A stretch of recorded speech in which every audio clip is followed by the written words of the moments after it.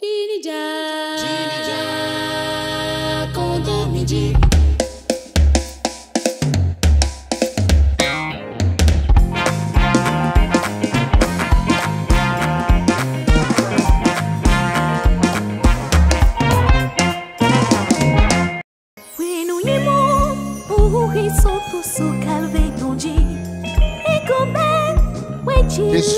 Prions, Seigneur Jésus-Christ,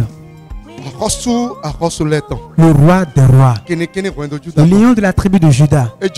Ça t'a plu? Nous sommes venus devant ton trône, Seigneur Jésus. Nous voulons de ta grâce, nous voulons de ta gloire, nous voulons de ta miséricorde. Descends, Jésus descend. Que cela soit ainsi.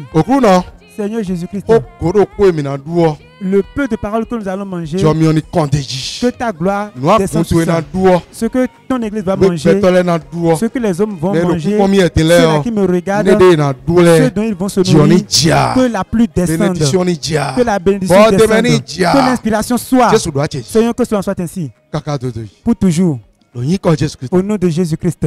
Amen. Amen. Gloire Dieu. Alléluia. Je salue ceux qui me regardent, ceux qui me voient. Ceux qui sont n'importe où ils sont, que ce soit à l'extérieur, n'importe où. Ceux qui sont en Afrique, en Europe, ceux qui sont dans des lieux reculés, dans des endroits reculés, n'importe où ils sont actuellement.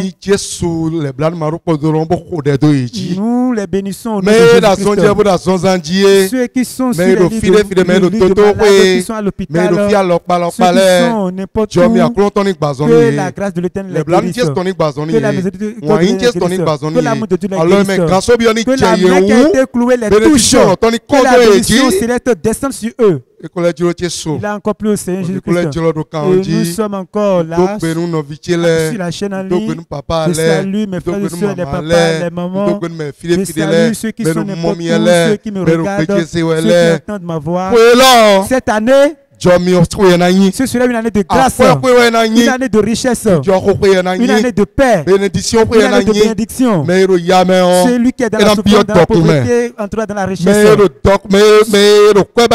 Celui qui cherche de l'argent, celui qui veut l'argent de commerce, celui qui veut n'importe quoi, trouvera ça. Celui qui manque d'argent de commerce, celui va lui donner cet argent de commerce. Celui qui est à l'hôpital, celui qui est à l'hôpital des zones,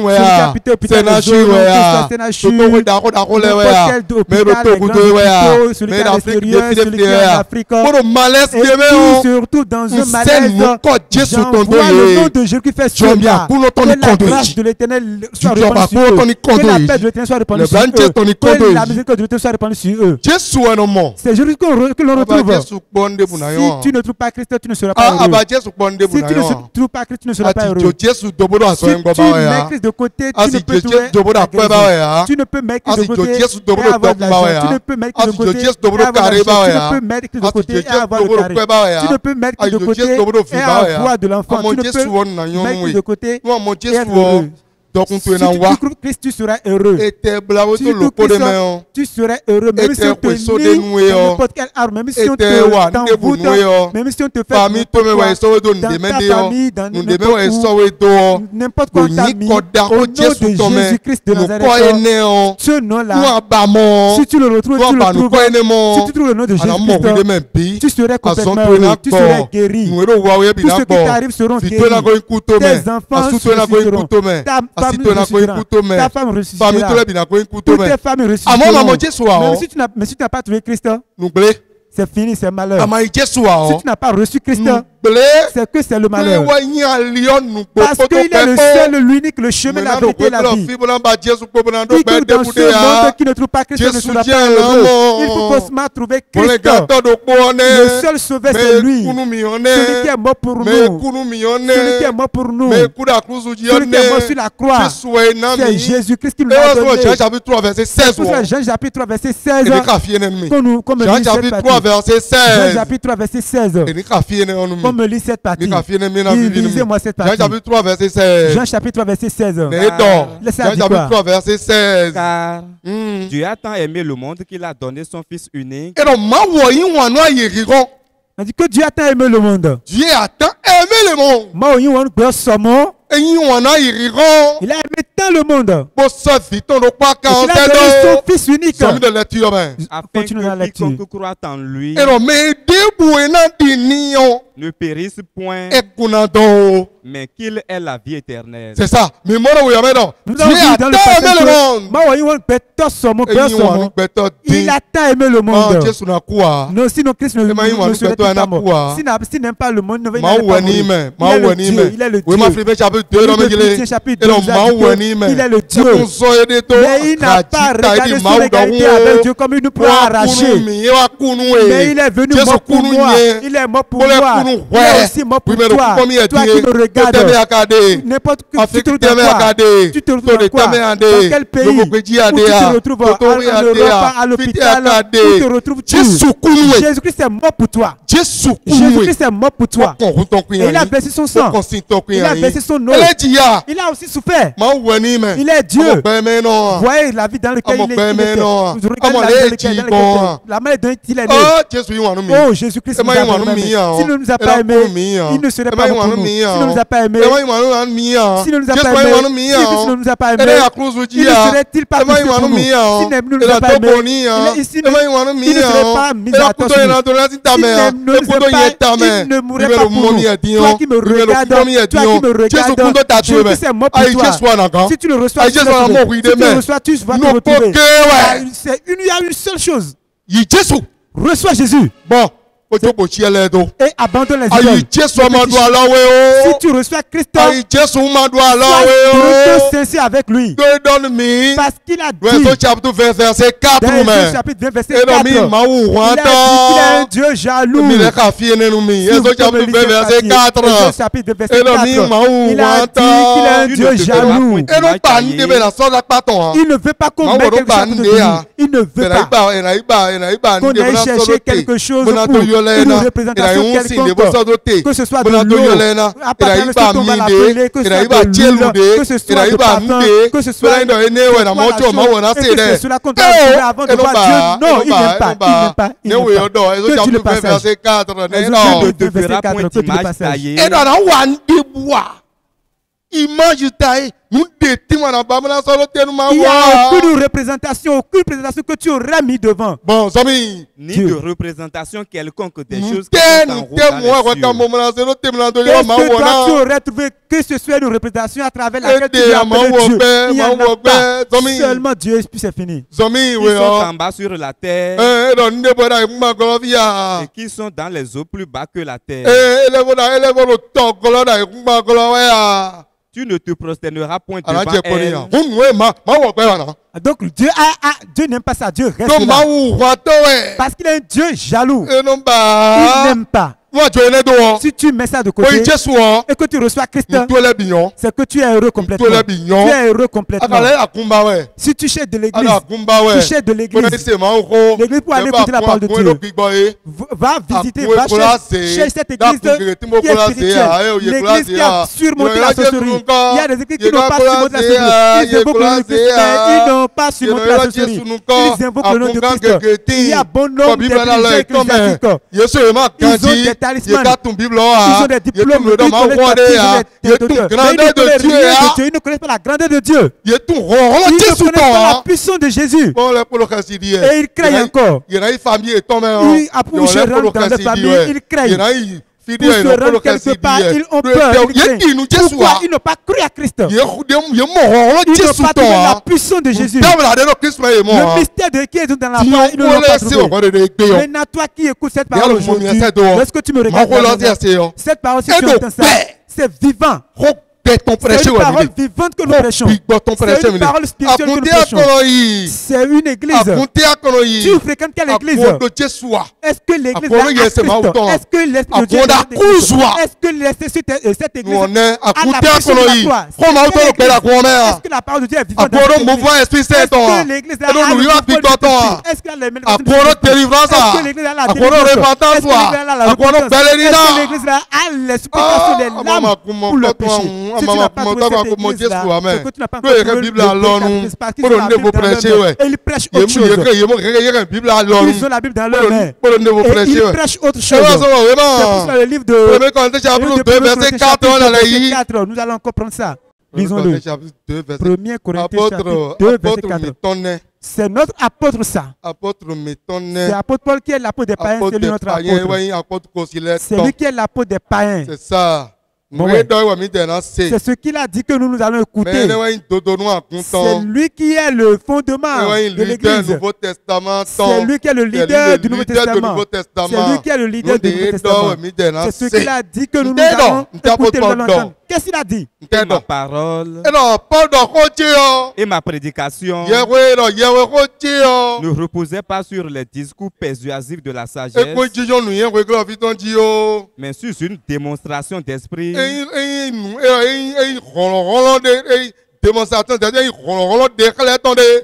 et de puissance.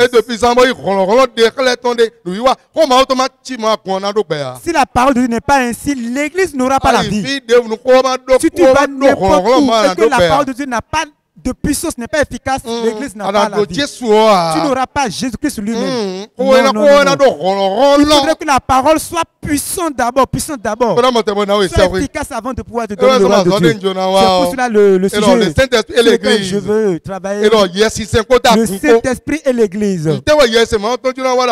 Qu'est-ce que le Saint-Esprit voudra faire dans l'Église? Qu'est-ce que le Saint-Esprit voudra faire dans l'Église? Qu'est-ce qu'il voudra faire dans l'Église? Quelle puissance voudra-t-il faire dans l'Église? Quel mystère l'Esprit de Dieu voudra-t-il faire dans l'Église? Ces si nombreux sont travailleurs dans l'Église. L'Esprit Saint a plusieurs travailleurs à faire dans l'Église. Ce qu'il a fait à faire dans l'Église est nombreux. Maintenant, si tu reçois Christ, l'Esprit de Dieu va te couvrir. Si l'Esprit Saint te couvre et que la parole de Dieu est vivante dans l'Église, tu vas surmonter la sorcellerie gratuitement. Voilà la toute première chose que tu reçois gratuitement à travers l'Esprit de Dieu. Tu vas surmonter la sorcellerie, les envoûtements gratuitement. Les envoûtements, les sortilèges, les enchantements. Tu vas les surmonter. Sirène des eaux, les envoûtements, les idoles. Tu vas les surmonter. Tu vas les surmonter tous gratuitement. Voilà la toute première des choses que l'Esprit va te donner. La seconde chose, l'Esprit Saint va te visiter toi-même. L'Esprit de Dieu va te visiter toi-même. L'Esprit Saint va te visiter toi-même. Toi qui es chrétien, tu vas voir ces manifestations. C'est ça. Tu vas voir les manifestations du Saint-Esprit. L'Esprit Saint, quand il vient, l'Esprit de Dieu, la toute première des choses qui prouve qu'il t'a visité, le péché que tu es, il va te le montrer. Il va te le prouver. Le voleur que tu es, va te le prouver. Le que tu es, il va te le prouver. L'orgueil que tu es, il va te le prouver. En tête que tu es, il va te le prouver. C'est ça. Quel que soit ce que tu as concernant le péché, il va te le montrer. C'est ça, et tu vas regretter cela. C'est ça, et les péchés que tu as eu à commettre dans le passé, les choses que tu as eu à faire dans le passé, tous seront venus devant toi comme ceci. Et tu vas dire, c'est moi qui ai fait toutes ces choses-là, c'est moi qui ai commis toutes ces choses-là, c'est moi qui me suis forniqué ainsi, c'est moi qui ai commis de meurtre comme ça, c'est moi qui ai fait ceci. Il va te le révéler, il va te le montrer. Si c'est l'Esprit de Dieu qui t'a visité, effectivement, il va te révéler ce que tu es. S'il te révèle cela, lui-même il est venu. Et il a dit maintenant je veux réussir. Il veut dans ta vie. Et il a dit je veux maintenant dans ta vie. C'est pour cela le livre d'Ésaïe. C'est pour cela accepter l'Esprit de Dieu. L'homme ne peut être enfant de Dieu. Non, tu ne peux pas être enfant de Dieu. Les observateurs de la loi ne vont pas observer. Ceux qui observent la loi ne vont pas observer. Les observateurs de la loi, ce n'est pas la loi qui va nous élever. C'est l'Esprit Saint qui va nous élever. C'est le gemme de vie qui va nous enlever. Que le Saint-Esprit va nous donner. C'est ça qui va nous amener à la perfection. Isaïe 32, verset 15. Lisons-le. Isaïe 32, verset 15. Chapitre 32, verset 15. Jusqu'à ce que l'esprit soit répandu d'en haut sur nous et que le désert se change en verger. Le désert se change. Il pénètre nos vies. Le désert se change. Il pénètre nos vies. S'il ne vient pas, il n'aura pas ce changement-là. C'est toi qui construis le désert. Toi, mon frère en Christ, tu es toujours dans quel pays? Tu es toujours dans quel pays? En Europe, en Afrique, dans n'importe quel continent. Tu te retrouves dans quel département? Tu te retrouves où? Et que tu me regardes, et que tu entends la parole de Dieu. L'Esprit Saint de Dieu doit te changer. L'Esprit Saint doit te visiter. Il doit te toucher. Il doit te toucher. Il doit toucher ton cœur. Il doit toucher ton cœur. Il doit toucher ton âme. L'Esprit de Dieu doit ensemencer le germe de vie en toi. C'est ça. L'Esprit de Dieu doit germer la vie en toi. S'il ne germe pas la vie en toi, c'est que tu n'es pas encore pour Dieu. Notre propre capacité ne peut pas faire de nous enfants de Dieu. Notre propre capacité, nos propres efforts ne pourront pas faire de nous enfants de Dieu. Nos propres efforts ne pourront pas faire de nous enfants de Dieu. L'Esprit de Dieu doit venir pour l'Esprit doit venir forcément. L'Esprit de Dieu doit venir forcément. S'il ne vient pas, tu vas toujours demeurer dans l'esprit de mort. S'il ne vient pas, tu seras pas délivré. Tu n'auras pas la délivrance. S'il ne vient pas, tu n'auras pas la perfection. Il y a les églises qui disent qu'on aura la perfection. Les pasteurs qui disent si on peut être perfectionné. Les grands prédicateurs si on peut finir avec le péché. La parole de Dieu dit, la Bible dit qu'on aura fini avec le péché. Jésus a dit que le péché va finir. Jésus a dit que le péché va finir. Il a dit dans le livre de Matthieu, verset 43. Le livre de Matthieu, chapitre 13, verset 43. L'homme doit être parfait. L'homme doit être parfait. Moi, je suis totalement rassuré que l'homme doit être parfait. L'homme doit atteindre la perfection. L'homme doit recevoir le Christ. L'homme doit être délivré en repentance. L'homme doit avoir le germe de vie en lui. L'homme doit avoir le germe de vie en lui. Si tu ne l'as pas, tu ne peux être enfant de Dieu. Si tu ne l'as pas, tu ne peux même pas entrer dans la perfection. Il a parlé à propos de la perfection là. Il a dit quoi? Alors, les justes resplendiront comme les justes resplendiront. Donnons-le là d'azo. Est-ce que tu as vu ça? C'est de la bouche de Jésus que cela est sorti. Alors les justes resplendiront comme le soleil. Donnons-le là d'azo. Oui, les justes resplendiront comme le soleil. Et qui va faire ce travail-là? Ce grand travail-là qui est là. Si ce n'est le Saint-Esprit que tu vas recevoir, si ce n'est la délivrance, si ce n'est la repentance que tu dois avoir, cherche la repentance. Cherche la délivrance. Cherche la repentance. Cherche à supplier le Seigneur. Tu te retrouves où? Et en me regardant, il te reste la délivrance. Il te reste la délivrance. Il te manque la repentance. Il te manque le germe de vie. Il te manque les supplications. Tu seras en train de supplier jusqu'à ce que le germe vienne. Tu seras en train de supplier jusqu'à ce que le germe vienne. Parce que le livre a dit Zacharie chapitre 6 verset 12. Ça dit quoi? Zacharie chapitre 6 verset 12. Verset 12. Ça dit quoi? Ça dit quoi? Tu lui diras. Ainsi parle l'Éternel des armées. Voici un homme dont le nom est Germe. Son nom est Germe. Germe, c'est ça la vie. C'est ça la vie. Ce n'est pas observer les lois. C'est ça la vie. C'est ça la vie spirituelle. Si je vais donner les sons, tu ne seras pas aux paysans. Si les paysans en allant au champ, s'ils voudraient semer maïs ou le mil, n'importe quelle semence qui soit haricot, ils vérifient si le germe là se retrouve dans le grain là. Parce que je suis aussi un peu resté au village. On vérifie si le germe là est vivant dans la graine. Si ce n'est pas vu, un grain n'a pas le germe, on l'enlève. Si le grain a le germe, si on sème cela, s'il peut, si ça fait 5 jours, 6 jours, si c'est vraiment le germe qui a été semé, si le paysan a semé vraiment le germe là, si ça va faire 5 jours, 6 jours, Aussi, bientôt ils vont au champ. Et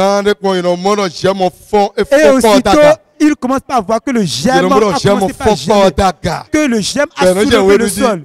Et ils commencent par danser. Ils sont joyeux. Ils disent que vraiment, ils sont contents. Il a dit, oui, c'est bon, mon frère. C'est bon, mon chant serait bon, serait meilleur. Que mon chant serait meilleur, serait bon. Que ça apporte de fruits. Et ils commencent par se réjouir. Il dit, le paysan commence par se réjouir. C'est ce genre de germe qui est Jésus-Christ. C'est ce genre de germe qui est Jésus-Christ. Tu écoutes la parole de Dieu dans n'importe quelle église. Tu écoutes la parole de Dieu dans n'importe quel pays, dans n'importe quel village. Est-ce qu'il y a le germe dans cette parole-là? Est-ce qu'il y a le germe dans cette parole-là? Est-ce que le germe de vie se retrouve dans la parole? C'est ça qui va construire le bâtiment. Continuons dans le passage. J'aimerais dans son lieu. Le pasteur a dit que cela va jamais dans son lieu. C'est ça. Ça va jamais dans son lieu. Je demande que ce j'aime la germe. Que cela j'aime en toi. N'importe quoi que cela j'aime. N'importe quoi que je j'aime. N'importe quel pays que cela te visite. N'importe quel pays que cela te visite. N'importe où en Afrique que cela te visite. Que l'Esprit Saint te visite. Que la délivrance te visite. Que la puissance de supplication te visite. Le temple de l'Éternel. Si le germe n'est pas venu, le temple ne serait pas bâti. Oui, ça. Le temple ne serait pas bâti. Oui. Si le germe ne vient pas, le temple ne serait pas bâti. Le temple ne serait pas bâti.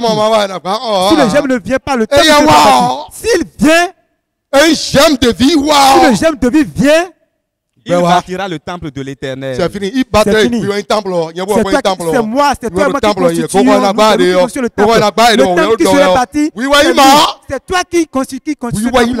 C'est toi qui l'es. C'est pour cela. Est-ce que tu écoutes la parole de Dieu? C'est pas seulement les sorcelleries qu'on surmonte. C'est pas seulement les envoûtements qu'on surmonte. C'est pas seulement l'argent et la richesse que l'on a. C'est pas seulement les personnes que l'on se fait, les vêtements, les habits, où l'on est lettré, où on est les intellectuels. Ce n'est pas seulement la prospérité. Chanel, tu dois aussi avoir le germe. C'est ça. C'est ça la perfection. Si ce germe-là est là, tu serais la perfection. Si c'est là, tu aurais beaucoup de perfection. Si le germe est là, c'est que tu serais beaucoup de perfection. Si tu tombes bien, tu serais relevé. Si tu tombes dans toi, tu serais relevé dans toi. Si tu tombes dans toi, tu serais relevé. Mais si le germe n'y est pas, hey, mon frère, tu serais l'enfer, c'est que tu es vide. Tu es vide. C'est le germe qui c'est le germe qui a appelé la machine spirituelle. Qui va nous enlever le moteur qui va nous enlever. C'est ça qui va écouter le son de la trompette. C'est le germe qui va écouter le son de la trompette. C'est ce germe-là qui va écouter le son de la trompette. La trompette qui sera sonnée par les anges. C'est ça. Trompette de là. La trompette qui sera sonnée par les anges. La trompette qui sera sonnée par les anges. C'est ce j'aime-là en toi et en moi qui va écouter le son de la trompette. C'est ce j'aime-là qui va écouter le son de la trompette. C'est le j'aime qui va écouter le son de la trompette. Est-ce que tu l'as déjà reçu? Est-ce que tu l'as déjà reçu? Parce que c'est lui qui va bâtir le temple. C'est lui qui va construire le bâtiment. C'est pour ça que si le j'aime vient, le péché finit. 1 Jean chapitre 3, verset 9. Le 9e verset. Prenons lisons le 3, verset 9. Jean chapitre 3, verset 9. Qu'est-ce que cela dit? Ça dit quoi? Tu vas me lire ça. Quiconque est né de Dieu. Quiconque est né de Dieu. Mais dit. Celui-là qui est né de Jésus-Christ ne pratique pas le péché. Il ne peut plus commettre le péché parce qu'il y a quelqu'un qui est là. Il doit voir un obstacle. S'il voit le péché, il aura le cœur battu. Quand il trouve le péché, il aura le cœur battu. C'est ça. C'est qu'il serait troublé devant le péché. S'il voit le péché, il serait troublé devant le péché. Parce qu'il n'est pas vide. Il y a un j'aime qui se retrouve en lui. La chose qui va l'amener avec le péché en lui. Allons-y. Parce que la semence de Dieu demeure en lui.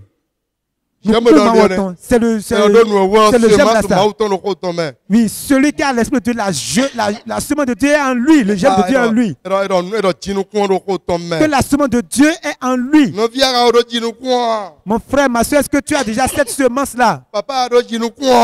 Mon papa, est-ce que tu as déjà cette semence-là? Jeune fille, as-tu cette semence-là? Serviteur de Dieu, est-ce que tu as cette semence-là? Qu'est-ce que tu fais dans l'église? Est-ce que tu as la semence de Dieu en toi? Est-ce que tu as le germe? Si le germe vient, c'est fini. C'est fini.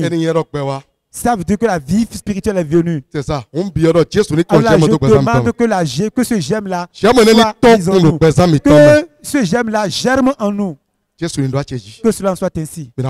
Nous allons prier. Seigneur Jésus-Christ. C'est toi qui as appelé le germe. J'aime dans nos vies. Viens germer dans nos vies. Viens germer dans nos vies. Viens germer dans ton église. Viens germer dans les hommes. Viens germer en nous. Celui-là qui a le malade, qui est aveugle, celui qui est paralysé, celui qui est à l'hôpital, celui qui est n'importe où, celui qui est n'importe pays, qui est en Europe, qui est en France. J'envoie la délivrance, le feu de la guérison, que cela le retrouve. Que cela soit ainsi. Au nom de Jésus-Christ de Nazareth.